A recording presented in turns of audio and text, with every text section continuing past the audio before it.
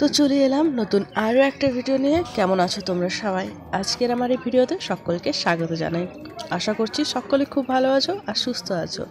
ভিডিওটা শুরু করলাম একেবারে সকাল সকাল, বাজে মোটামুটি ওই সকাল 6:30 মতো।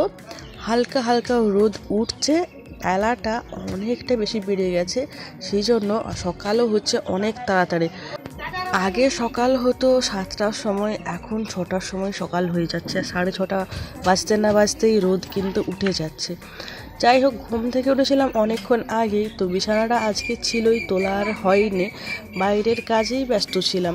তো এখন এসে ঘরের বিছানাটা তুলে নিচ্ছি আর একটুখানি তুলে নিচ্ছি বলতে কি, মানে বিছানাটা পরিষ্কার করে ঝেড়ে ঝুড়ে আর মাদুরিটা পেতে দেবো। কারণ এরপর তো আর এখন ধরো শোয়া হবে না, এরপর বিছানায় সেরকমভাবে থাকাও হবে না, টুকটাক বসা টসা হবে, তারপর তো কাজে টাজে চলে যাব। তো ঘরে আর থাকবোই বা কতক্ষণ, তো বিছানা গুছিয়ে টুছিয়ে আর রেখে দিই, কারণ সেটাই দেখতেও ভালো লাগবে, ব্যবহার করতেও ভালো হবে, তাই না?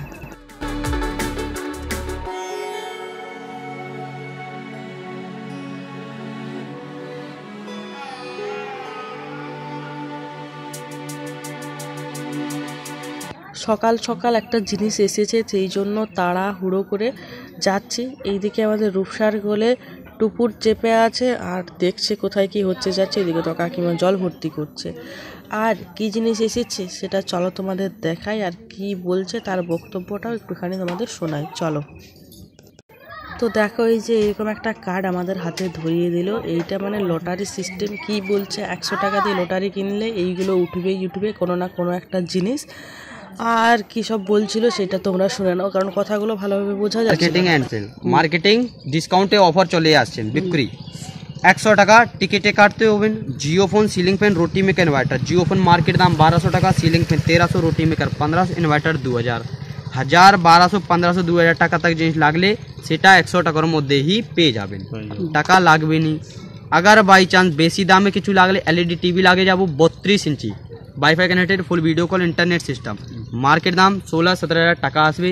এখনই বেশি দামে জিনিস কোনো ফ্রি তো দেবো নি দাইয়া, এটা লাগলে ডিসকাউন্ট হয়ে যাবে অনলি 3499, 3500 টাকা में 32 ইঞ্চি টিভি পেয়ে যাবেন। এটার সাথে আবার এক ইন্ডাকশন চুলা মিনিমাম 2200 টাকা, স্ক্রিন টাচ ফিঙ্গারপ্রিন্ট ফ্রিতে পেয়ে যাবো। डबल জিনিস 3500 টাকা में ইন্ডাকশন চুলা ফ্রিতে পাবো। বাবা লাগলে দাম আছে মার্কেট দাম 6 এসির মধ্যে ফিট হবে। বাবা দেবো বাগের জলকে ঠান্ডা হবে না, কোলে আছে ডিসকাউন্ট হবে 3500 টাকা में পেয়ে যাবো। এটার সাথে भी ইন্ডাকশন চুলা ফ্রিতে পাবে।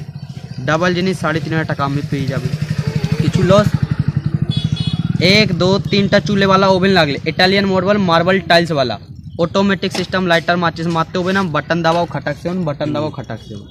এটা লাগলে দাম আছে 4800 টাকা, 3500 টাকা পাবো। এটা সাথে भी ইন্ডাকশন ফ্রিতেই আছে। ডাবল জিনিস 3500 টাকা, হ্যাঁ ডাবল জিনিস ফ্রি। সেই একবার শাড়ি এসেছিল ওরকম, দেখো দেখো কোলে চাপার জন্য কেমন হচ্ছে দেখো। এখনই ও যে লাগলে সেটা এখন, যদি কিছু জিনিসটা লাগবে নি 100 টাকা ফেরত, সঙ্গেই সঙ্গে আরো 300 বেশি এক্সট্রা পাবেন। বস্তু না লাগনে पर 300 रुपए मिलेगा। বস্তু তো লাগবে গোটা জানি না, কোনটা নিছ না, এটা যদি লাগে তাহলে আর 100 টাকা আর পয়সা দিতে হবে। 100 টাকা লো 3500 টাকা দিতে হবে। হ্যাঁ 3500 টাকা দিতে হবে। তোমরা দেখো দেখ রে কোথায় আছো? এমনি খিলদা নি চন্দ্রকোনা। তবে এই জিনিসটা যে পুরোটাই ফ্রড ছিল আমরা একটুখানি পরেই জানতে পেরে যাই, তারপরে লোকটা চলেও যায়। তো এরপরে তো সকালবেলার কাজ বাজ আমার যেগুলো থাকেই, কিন্তু আজকের একটুখানি বেশি চাপ আছে, কারণ আগামীকাল আমরা বিয়ে বাড়িতে যাব।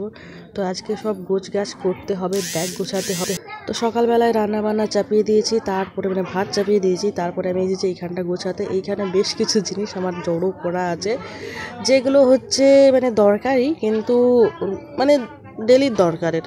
তো সেইগুলো গতকালকে রাত্রেবেলায় আর গোছানো হয়নি, তাই এখন আমাকে গোছাতে হবে। এই যে গতকাল নয় সরি আগামীকাল যে আমরা বিয়ে বাড়ি যাবো, তার জন্য ব্যাগ বার করে রেখেছি, কিছু গয়নাগাটি বার করে রেখেছি, সেইগুলো সব এমন করে রেখেছি যে জায়গাটাই পুরো একদম বিচ্ছিরি দেখা যাচ্ছে।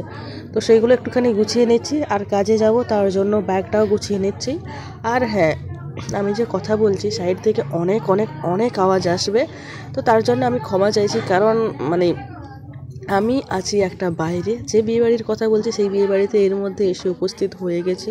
তো চিৎকার চেঁচামেচি তো হবেই হবে, তাও এখন অনেকটাই কম, কিছুক্ষণ আগে তো অনেক বেশি ছিল।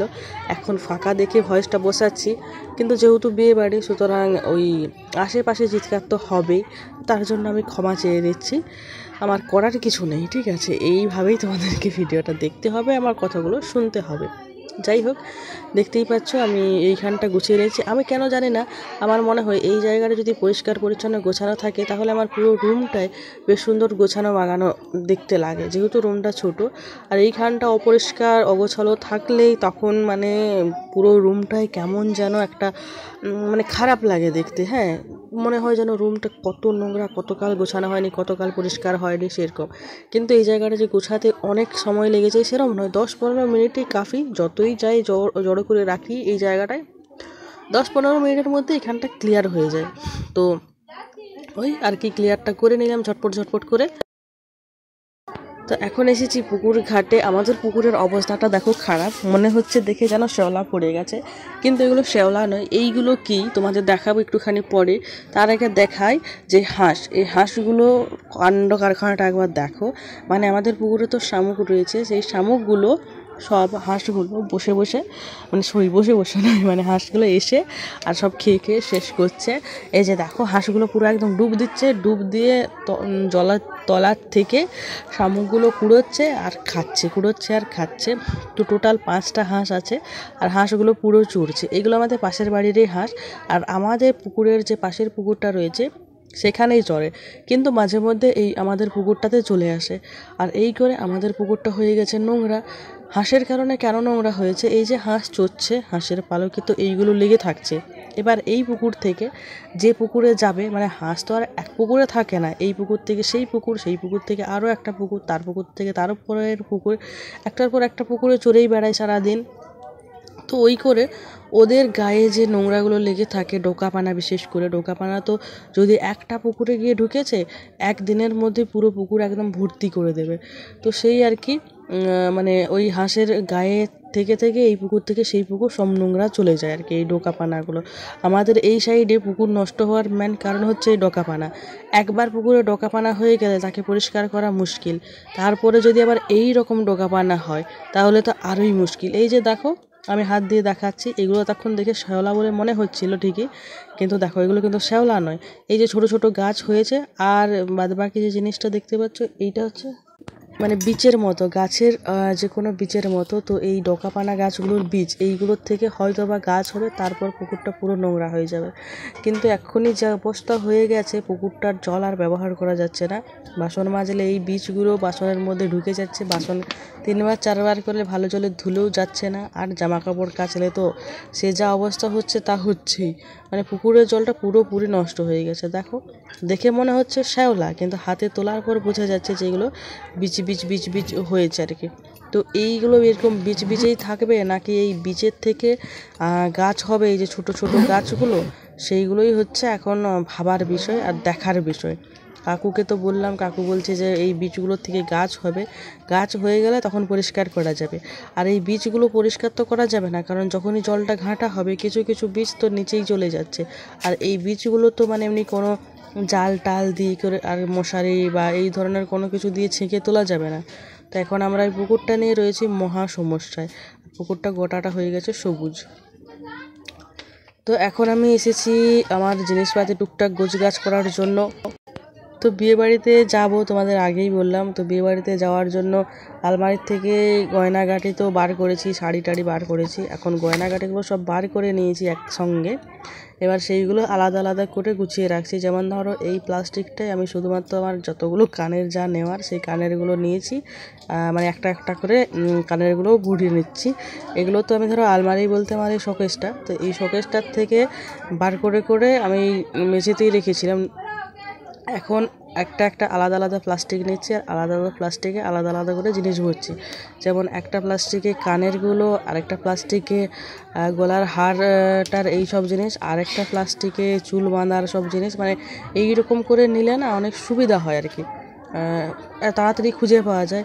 আর যদি একটা প্লাস্টিকে কানের চুড়ি মালা গলার হার এটা সেটা নিয়ে নিই তখন মানে একটুখানি ঘন্ট হয়ে যায় আর কি, একটা খুঁজতে গিয়ে আর একটা উঠে আসে, সেই জন্যে আলাদা আলাদা প্লাস্টিকে সব গুছিয়ে নিচ্ছি।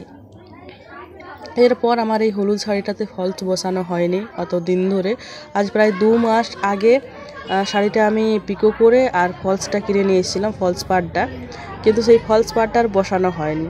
মানে এমনিতে কাজ তো করা হচ্ছে কিন্তু নিজের কাজ করা হচ্ছে না, তাই এখন চাপে পড়েছি, এখন তো বাধ্য করতে, তাই এই সব কিছু গুছগাছ করে নিয়ে আর বসে পড়েছি এখন এই শাড়িটাই ফলস পাড়টা বসাতে। আর হয়েও গেল, নিচটা মেশিনে বসিয়ে নিয়েছিলাম যদিও। তো এই যে দেখো আর একজনের কাণ্ড কারখানা, মুখটার দিকে আমার এমনভাবে তাকিয়ে আছে যেন আমি ভূত ওকে কোলে নিয়েছি। মাঝে মধ্যে ও রেগে যায়, এই একটু আগে কি যেন একটা হলো তো আমার প্রতি একটুখানি রেগে ছিল, সেই জন্য আমার দিকে এইভাবে তাকাচ্ছে। আমি একটুখানি ওর সাথে ভেলকি করে দিতেই হাসি চলে এসেছে মুখে, বেশিক্ষণ রেগে থাকতে পারে না আমার পুচকিটা, আর এত চিৎকার করছিল যে কি বলবো।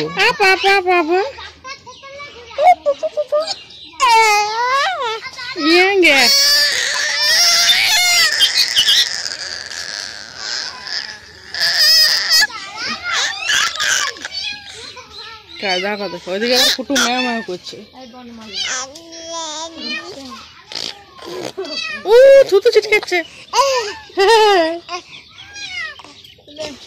গলার চেনটা নিবে না তো,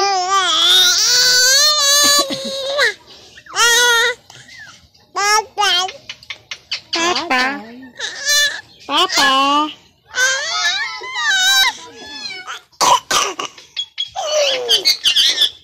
থুতু ছিটকাচ্ছে কেন, যা জামা প্যান্টগুলো পরে নাও। আবা আবা আবা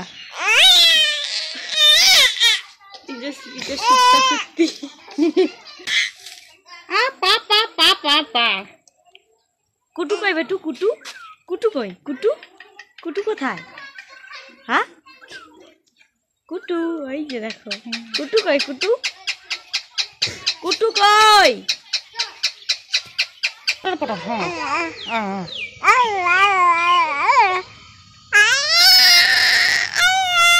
হাতটা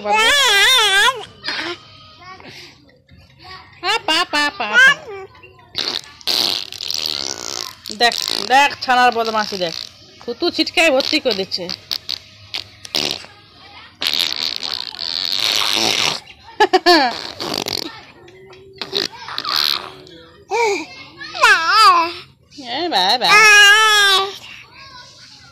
হাতগুলো ধরে, হাতগুলো ধরেছি হাতগুলো।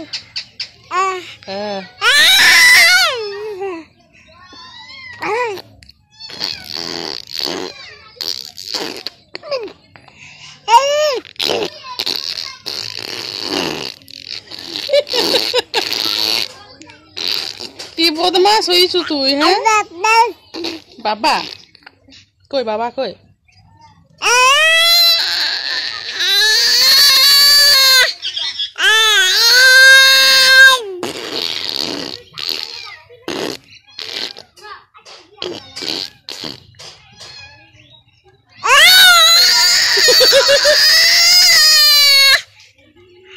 আয় আয় আয় দেখবি, আয়, তোকে দেখে অটো কাট হয়ে গেছে। শুরু করেছে রে বাবা, বাবা বাবা বাবা বাবা গো।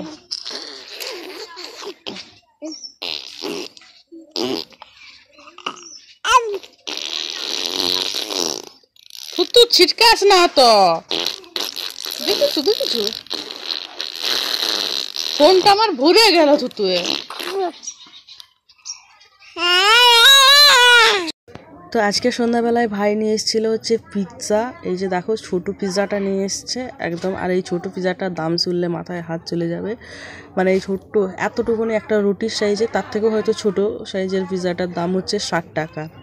আর টেস্ট কেমন ছিল, ঘরে পিৎজা বানালে যেরম টেস্ট হয় সেরমই, খুব একটা আহামরি টেস্ট কিন্তু ছিল না, তো আমার সেরম একটা ভালো লাগেনি। যাই হোক এটা নিয়ে এসেছিলো আর আমরা সবাই মিলেই খেয়েছি। ওইদিকে আমাদের পুচকুসোনা গোড়াগড়ি খাচ্ছে, আর পিৎজাটা আমি একটুখানি তোমাদের দেখিয়ে দিলাম যে এই ছোট্ট একটা পিৎজার দাম 60 টাকা। বাপরে বাপ, ভাবা যায় বাড়িতে এর থেকে বড় পিৎজা হয়ে যেত এই 60 টাকা দিয়ে।